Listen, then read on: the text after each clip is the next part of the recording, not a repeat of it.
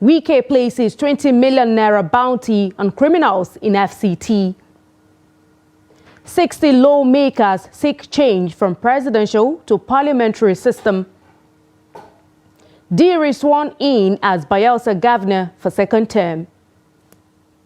On the foreign scene, 15 killed, 7 injured in multiple vehicle crash on Cairo-Alexandria Highway. Hello and welcome to the Trust TV News Update at this hour. I'm Aisha Salihu.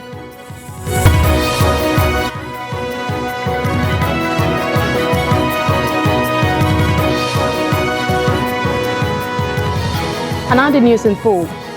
The Federal Capital Territory Minister, Nyesom Wike, has announced a reward of 20 million naira for information leading to the arrest of suspected kidnappers in the FCT.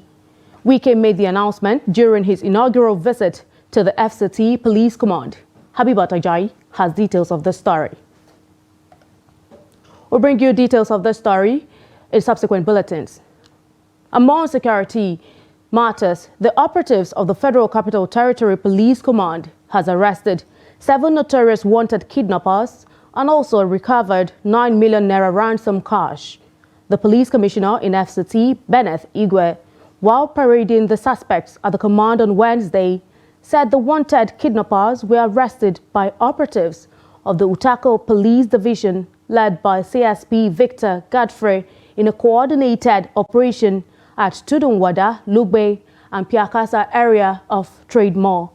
According to him, the suspects were linked to high-profile kidnapping cases in FCT and its environs, saying all the suspects have confessed to their crime and are given useful information to aid the arrest of other gang members.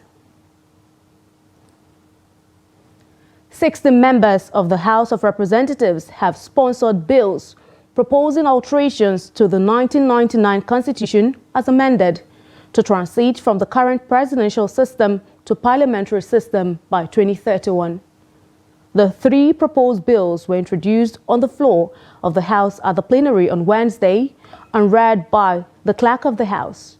Briefing journalists after plenary, the lawmakers said they came together across party affiliations and regional backgrounds to present bills proposing constitutional alterations that seek a transition to parliamentary system of government. Spokesperson of parliamentary bill sponsors, Abdulsamad Dasuki, said the proposed alterations, when passed, would significantly impact the national political landscape. He said the collapse of the First Republic and the long stretch of military rule culminated in the adoption of a new system of government, which was theoretically fashioned after the presidential system of the United States. Rep. Dasuki, however, noted that, in practice, the system imbibed attributes of military rule. The lawmakers noted that, although the transition may not be immediate, they hope that by 2031, the country will transit to the parliamentary system, which they said will address the challenges of cost of governance and other issues, as well as guarantee unity in diversity among Nigerians. Bayelsa State Governor Doye Diri has been sworn in for a second term in office. He took the oath of office at about 1:58 p.m. on Wednesday at the Samson Siasia Sports Complex in Yenagoa, the state capital. Both Diri and his deputy Lawrence Erujagbo took their oath of office administered by the state chief judge, Justice Matilda Ayemie. Dignitaries that graced the occasion included Vice President Kashim Shettima, former President Goodluck Olusegun Obasanjo, and former President Goodluck Jonathan and his wife, Patience, and the Vice President of Liberia, Jeremiah Cone. Governors in attendance were Sheyi Makinde of Oyo, Caleb Mutfwang of Plateau, Mohammed Bago of Niger, Ademola Adeleke of Osun, Godwin Obaseki of Edo, Abdurrahman Abdurrazak of Kwara, and Ahmadu Fintiri of Adamawa. Others are Sharif Oborewari of Delta, Siminalai Fubara of Rivers State, Emu Umar Eno of Akwa Ibom, Hyacinth Alia of Benue, and Ubasani of Kaduna State. Former Senate Presidents Bukola Saraki and Adolphus Wabara, who is now chairman of the PDP Board of Trustees, as well as other national and state leaders of the party, also graced the occasion. They report a total of 175,196 votes to defeat his main rival, Timipre Silva of the All Progressives Congress. Meanwhile, the Independent National Electoral Commission says hoodlums disrupted the rerun election in the Enugu South 1 state constituency. The commission stated this via a tweet posted on its X handle on Wednesday.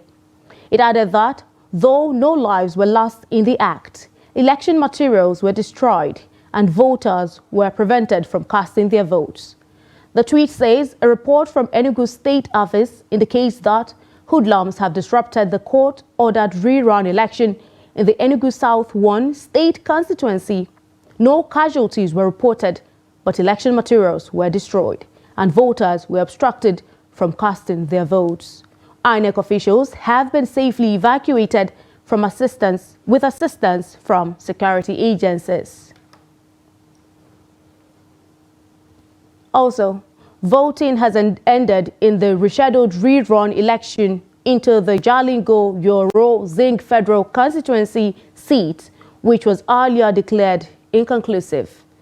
The returning officer, Daniel Ayuba, had cited the margin of lead between the PDP and SDP candidates, which he said was less than the number of permanent voters' cards collected at the affected polling units.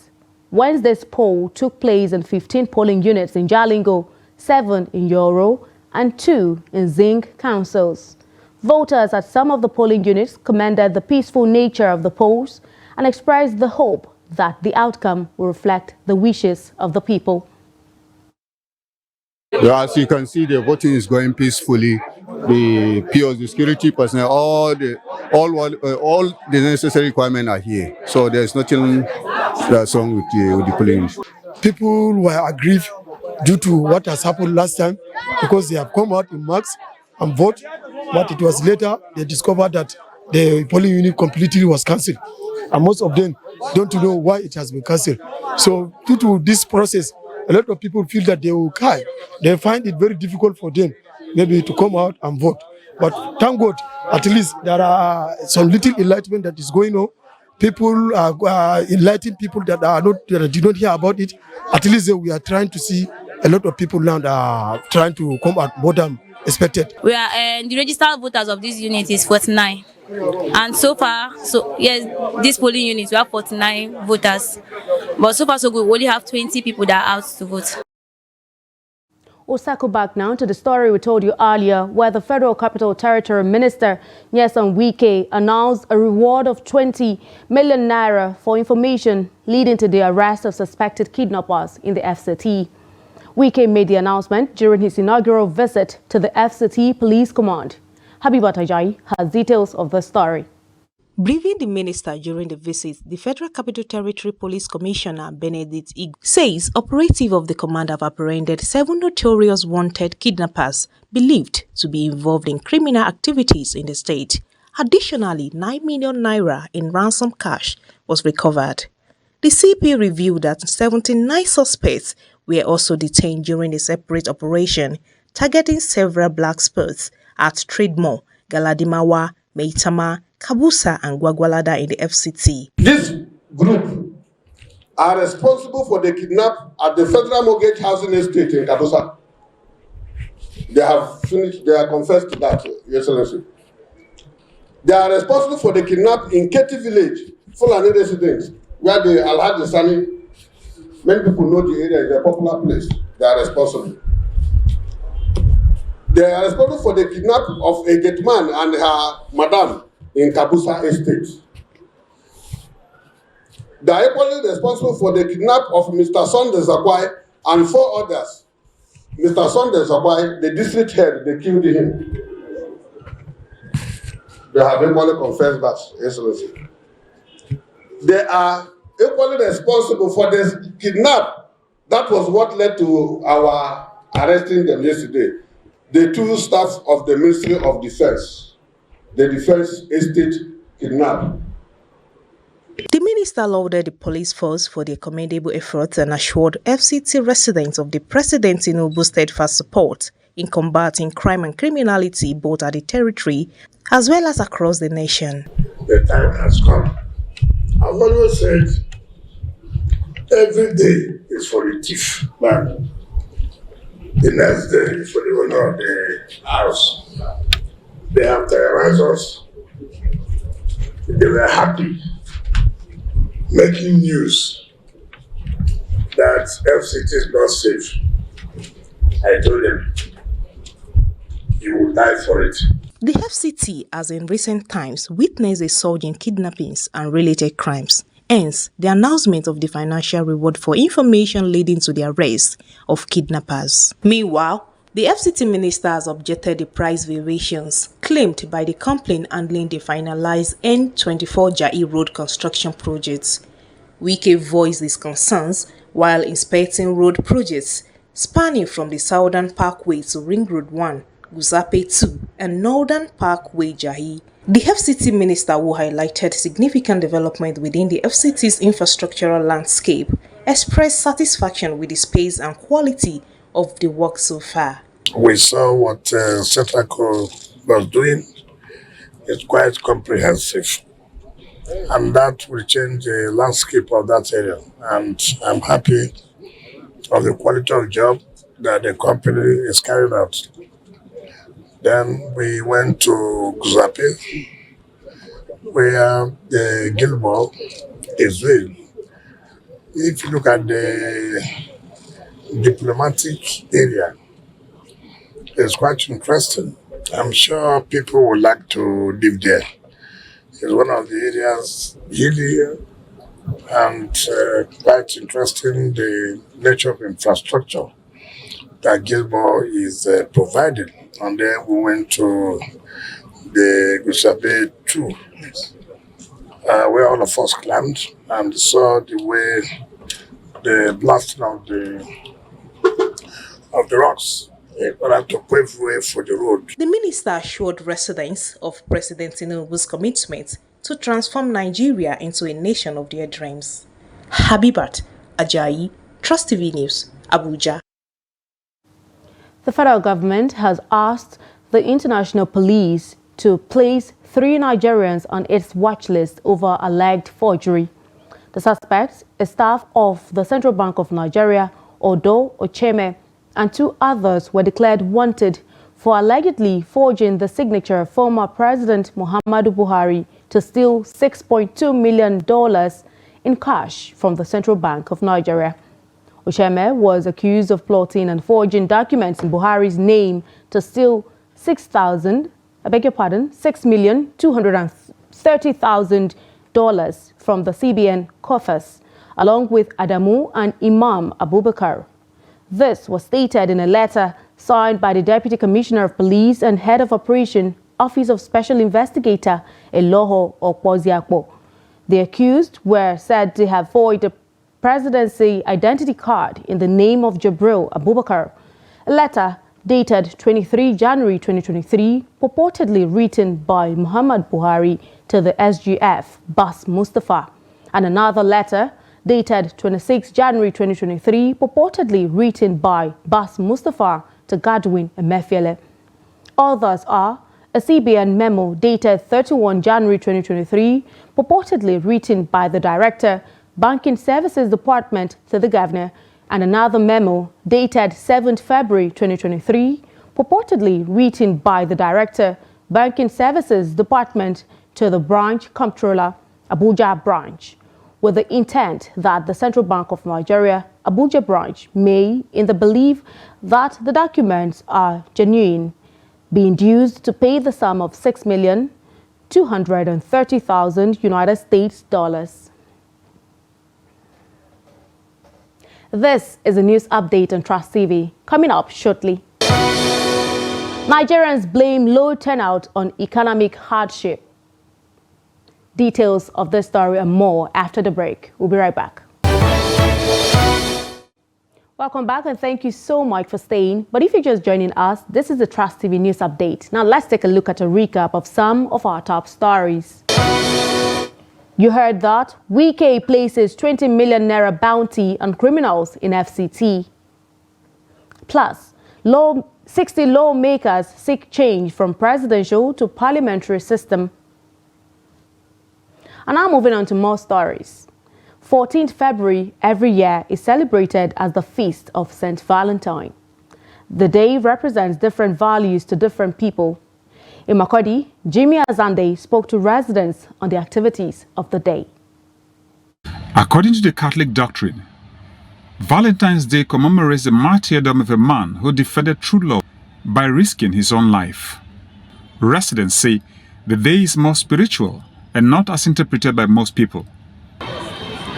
It's a day we show love for one another, but as most of us are aware, if not all, we have different types of love. But this kind of love we celebrate is what we call the agape kind of love. This one is shown, the one that directs people to God. We are called to celebrate this love by sharing love, putting smiles on the faces of others who have been rejected by society, others who have been rejected, our brothers and our sisters who are staying RDP camps, who are less fortunate. There are some people who have not smiled for so many years. Some are struggling, some are in the hospitals.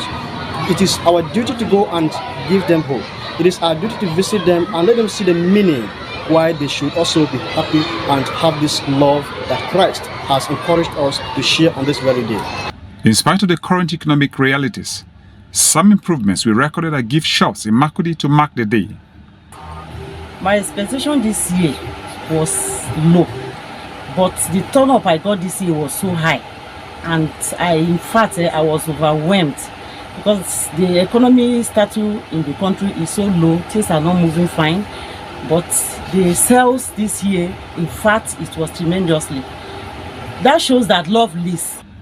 Residents of Makurdi, especially the youth, say they are set to give and to receive gifts from family and friends, as well as gifting the vulnerable members of the society.